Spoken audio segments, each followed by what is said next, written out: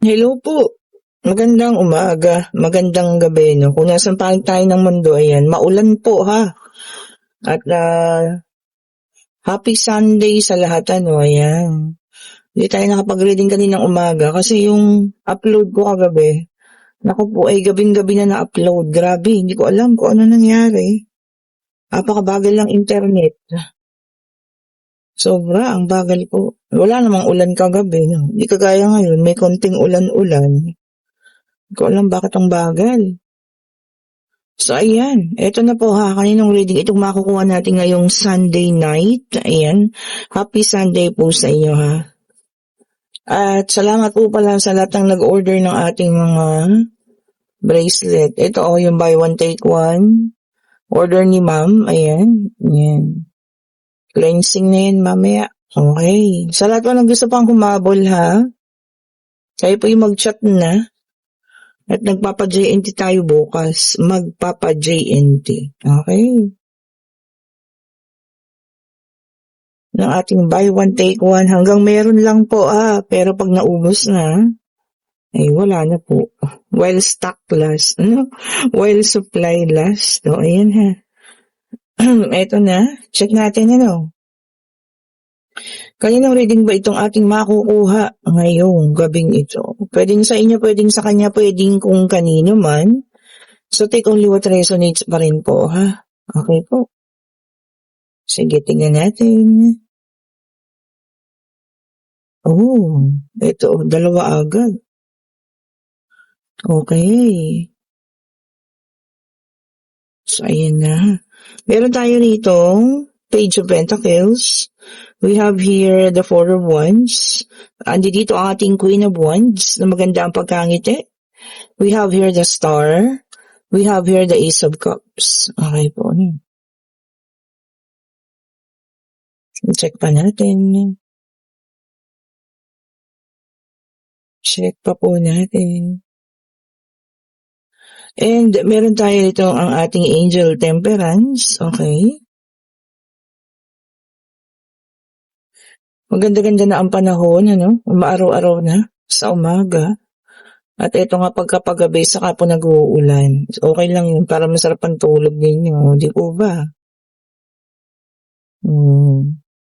Masarap ang tulog ng lahat. Maliban sa mga may pasok na panggabi, nakakaantok yan. O di po ba, no? Ito na, check pa natin po, ano? Ayun na. We also have here the Six of Pentacles. Ayan.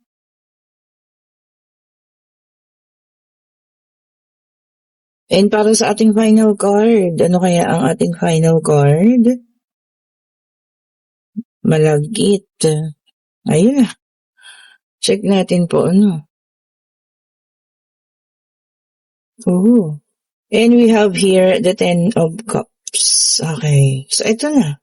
Kompleto na po ito, ha? Ating situational general reading para sa gabing ito. Okay po. Habang ikaw, no, pwedeng ikaw ay Queen of Cups, pwedeng ikaw rin ay King or LGBTQ. Sabi ko nga, kung ano man ang iyong kasarian. Ano? Habang ikaw umaayos ang ating kabuhayan, di ba? Busy sa paghahanap buhay, busy sa pamilya, inaayos ang paglago, di ba? Ayun, kasi binabalanse lahat. Natutulungan ka ng iyong mga anghel, ha? And we also have here the Ace of Cups. And kumbaga pinupuno mo ang mga cups mo ng mga magaganda at mga kapaki-pakinabang na bagay para sa'yo, no? Ito naman, yan sila. Makakabalita ka because we have here the Page of Pentacles. Ayan. Sa tingin ko naman dito, ang mga hiniling mo para sa pansarili mo lamang. Pero bakit ganun? Yung sa kanila, diba?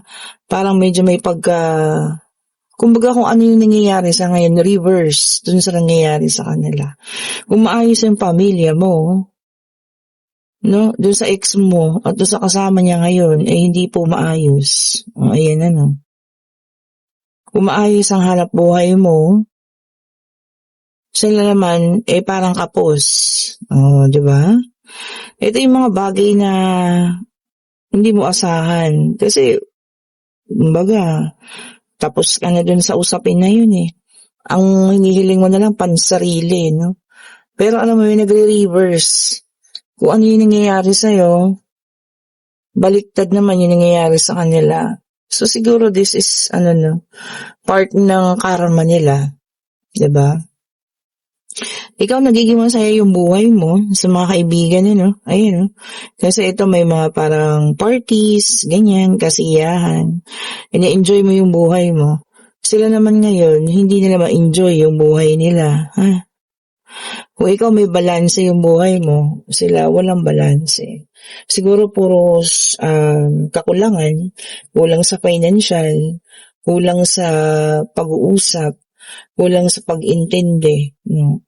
So, ang mga bagay nito, hindi mo naman to hiningi, pero kusang dumating. No? Hiniling mo lang siguro itong masayang pamilya, peace of mind, maging maayos ka na, di ba? Pero ito nagdatingan lahat. Na siya namang ngayon nagiging problema nila. O, diba? Kung magkakaroon ng reverse para sa kanila. So, hindi nila akalain, diba? Na pagdating sa'yo, naging maayos, sila naman yung naging mas magulo. Oo, diba naman? Siyempre, kung ikaw, this is a new beginning card, nagsimula ka, inayos mo lahat-lahat, diba? Siguro naman, dapat lang din makaramdam sila ng pain. 'Di ba? Hindi naman pwedeng puro magagandang bagay ang nangyayari.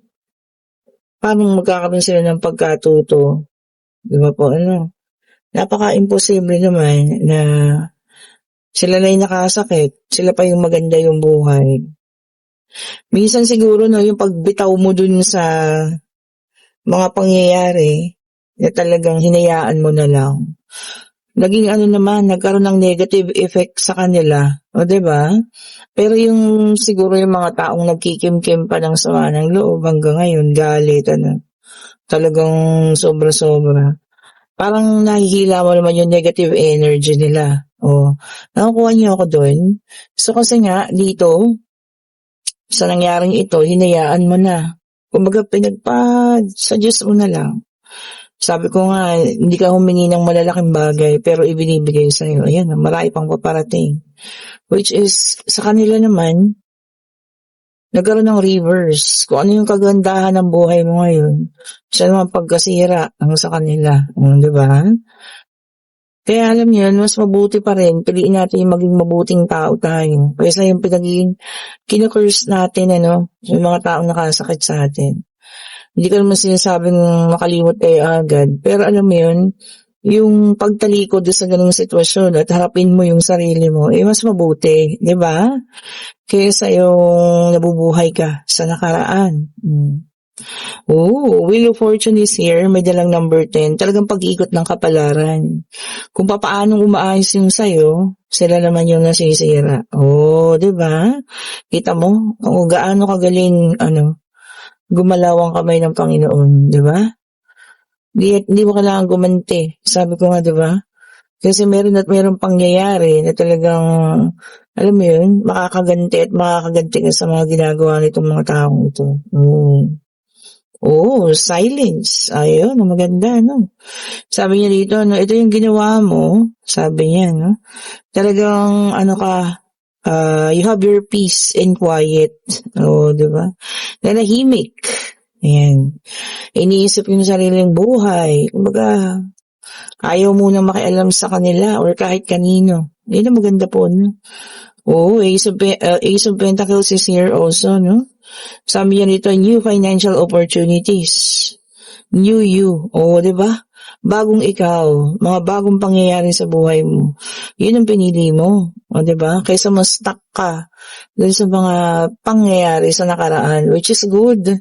Di ba? Kasi hindi mo nahila yung mga negatibong enerhiya nila kundi nag-create ka ng mga positibong energy. Di ba? Mga positive energy para sa sarili mo. Di ba? Ang galing. Hindi na reverse ngayon.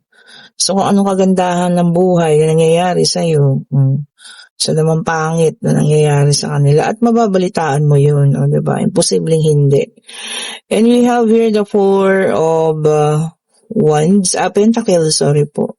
Ayan, no, sabi niya rito, no, ano sila ngayon, talagang budgeting.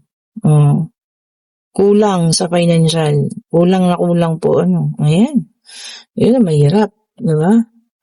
Magkasama nga kayo. Laki naman ng problema ninyo sa kaperahan. Mahirap po yan. And Queen of Cups is here also. Full of emotions sila ngayon. Halo-halo na. Kasi parang nararamdaman na nila yung ano eh. Parang ang malas. Parang hindi maganda. Diba? Ganun po talaga eh. Kasi alam mo yan, unti-unti na yan. Diba? Kapag ka nagkakaroon kayo ng financial problem, lahat na yan po, it follows. Diba? Nawawala yung magandang pagsasamahan ninyo. Na nung una para kayong mga bagong kasal, o 'di ba? Tapos ngayon ganyan na, nagkakasawaan na. Lalo na kung ang isa sa kanila ay may luho pa. And we have here the Magician na may dalang number 1, sabi niya rito, no? Ayan, having the gift of willpower. Ayan, maganda. Talagang, alam mo yun, inalis mo yung sarili mo sa ganung sitwasyon. Which is good, no? Napakaganda po. Tama po yun. Kapag tayo, sabi nga nasaktan, huwag tayong maglublob dun sa sakit na yun. Pilitin nating umahon, diba? Gawin natin yung sarili natin ng mas magaganda at mas maayos na bagay. And we have here the star again na may dalang number 17. Ayan na. Sabi niya rito, no, you healed. Sabi niya, ang ganda. So, nakapag-healed ka ng maayos. O, diba? Healing. Kumbaga, talagang inayos mo. Ginamot mo yung sarili mo by having the, tawag niya, focus, no? By focusing on yourself. Talagang ginamot mo yung sarili mo. Para, alam mo yan, mas matibay ka, mas maayos ka, mas matatag ka. Oh, wow. Galing yun, ha? Kesa yung, diba? I-dwell mo yung sarili mo or ilublob mo yung sarili mo sa past. And we have here the Knight of Pentacles para sa ating final card sa second deck. Ayan. Sabi niya rito, no? Uy, ang ganda nito, no? Finishing what you started. Oh, diba? Tatapusin mo raw with good intention and flying colors, di ba? Ang iyong mga nasimulan. Oh. At hindi ka papaapekto ha sa mga balitang makakarating sa iyo tungkol sa kanila, which is good. Di ba po? Wala na tayong doon. Bahala sila. Sabi nga nung sa comment, natatawa ako doon sa comment eh. Pwede kayo masabihin yun. Sabi niya kasi, mag-anuhan man sila, ang tawag dito? Magtagaan, parang ganyan sabi. I don't care. Sabi niya. O, diba? Tama naman. Sa mga nakaraang comment po. O, diba? Kasi, alam mo yun, pagdipas ng panahon, talagang mawawalan ka ng pakialam sa mga taong ito. Especially, no? Sila yung nakadulot ng matinding pain. Sila yung nakadulot ng matinding pananakit. Mas tama po. Huwag na natin silang pakialaman yan. Para hindi mo mahigop or hindi mo makakuha yung negative energy na nanggagaling sa kanila, no? And we have here the world, earth sign, Taurus, Virgo, and Capricorn. Ito para sa iba naman ha, pwedeng sa'yo, pwedeng sa kanya, pwedeng kung kanino man, Oh, sabi niya rito, no, celebration of life. Sino mga magbo-birthday dyan? Oh, pwede rin binyag, ayan. Meron ding pwedeng mga anak, Oh, ayan. Basta celebration of life po, ayan. Kung kanino man ha, kung kayo naman ay magbo-birthday, happy birthday po sa inyo, ayan. Mga August babies. And then we have here the moon, water sign, Cancer, Scorpio, and Pisces. Sabi niya rito, no? Inner confusion. Hala, bakit mayroong pagkalito sa kaloob-looban mo? Ano ba yun? Hindi ka nagtatanong or hindi ka nagsasalita. Basta naguguluhan ka. Pero alam mo yun, ayaw mong magtanong. Naku, bakit naman? Pagka meron tayo mga hindi maintindihan sa ating mga isip, hindi po masamang magtanong ha or mag-seek ng guidance. Lalo na doon sa mga taong pinagkakatiwalaan ninyo ha. Okay po, magtanong po tayo, 'di ba? Para maliwanagan, 'di ba? Do'n lamang sa mga taong alam ninyong sasagutin kayo ng matino, ha, yung mga pinagkakatiwalaan diyan. And we have here the Page of Swords, air sign naman, Gemini, Libra, and Aquarius. Ayan. Sabi niya rito ha, merong nagmamanman sa inyo. Siguro laging nakatingin sa inyong mga social media accounts. Ayan ha, minamanmanan ka raw. Naku, bakit kaya? Ano kayang gustong malaman tungkol sa'yo? Kung ito ay interesado at may gusto sa'yo, well, okay lang. Pero kung mga ano yan, 'di ba? Yung mga bakekang at bakeko, parang gusto na makichismis kung ano nangyayari sa'yo. Sabagay okay lang din, 'di ba? Para makita nila kung gaano ka at peace, kung gaano kaayos yung buhay mo, 'di ba? Mas okay po 'yun. And we have here the Four of Pentacles, Earth sign, Taurus, Virgo, and Capricorn, ano? So, meron tayong Earth, Water, saka si Air. So, si Fire yung wala. Uy, grabe ito. Ano to, reverse ang ating, Four of Pentacles. Sabi niya rito, envy and possessiveness. Naku, sino yung envy is inggit, diba? Tapos, possessiveness naman yun, napaka-possessive daw po. Sino yan? Sino yan? Baka nakakaranas kayo ng ganyan ha. Lalo na yung possessiveness na halos hindi ka na makagalaw sa pagiging possessive ng taong ito. Naku, hindi po kailangan magtiis, diba? Pwede kayong kumawala. Kaya niyo pong alisan yan, Pag hindi na maganda, kung nakikita niyo yung sobrang ng narcissist, naku, kayo na po yung gumawa ng paraan, ha? At inyo na po kakasan. Diba? Ito pa, tingnan pa natin, I-check pa po natin.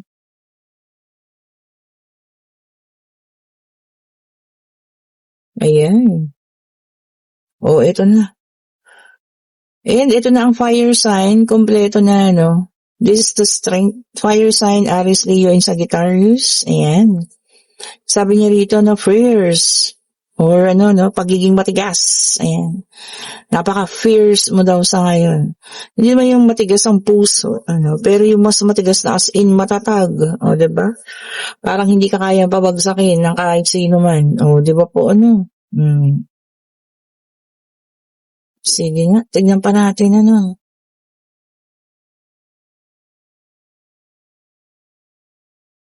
Check pa natin. Mas maganda yun, diba? Kaysa na may nakikita kang lugmok. Diba po, Kasi once nagpo-post kayo ng,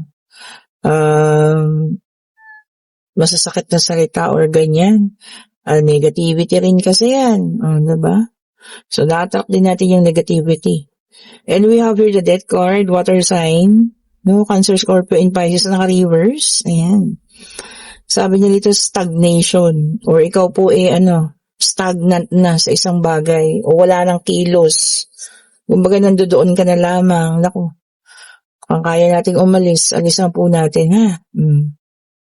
Huwag tayong, sabi ko nga lumoblob sa mga ganyan.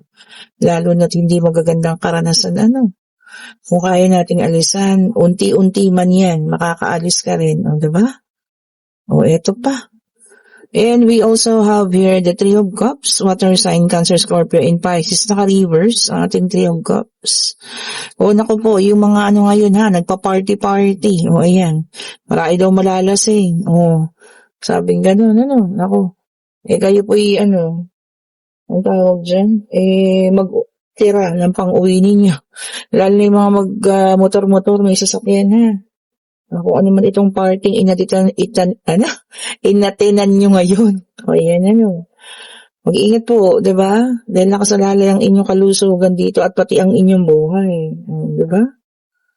So, ingat-ingat po ha. Baka kayo, alam niyo yan, magtira kayo ng pang-uwi. And we have here the Seven of Swords. Air sign naman ito, And sabi niya rito ha, meron kayong mahuhuli. Getting caught, sabi niya. Naku, ano kaya ito? At sino itong mahuhuli ninyo? Ano kayang sitwasyon, Naku, ano ba ito? Person ninyo na may third party? Or isang tao na kumuha ng mga bagay na, alam mo yun? Kaya pala nawawala yung mga bagay na yun, nasa kanya pala, kung ano't ano man yan, i-contain pa rin yung galit. Relax pa rin po, Okay, ito na. Pwede na kayong magtanong pag-ibig, pangyayari, financial, ano, kung anong nais niyo malaman. Divine Universe, ano pong sagot mo sa kanilang katanungan po? Ayan na. O, di ba't napakabilis, sabi ko sa inyo. And yes po ang sagot. Ayan, ano, kung ano man ang itinanong mo, yes po ang sagot. No?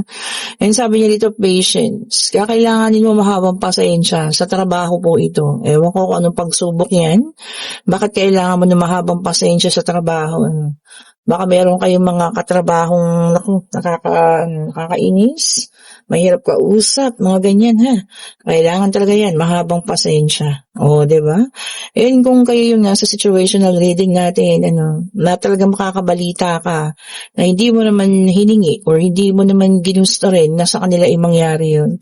Siguro that's, isa sa mga pinadala ng Panginoon din para sa kanila, para matuto rin, di ba? Para malaman din nila kung gaano ka-painful, kung gaano kasakit yung mga bagay na pinaramdam sa'yo noon, di ba?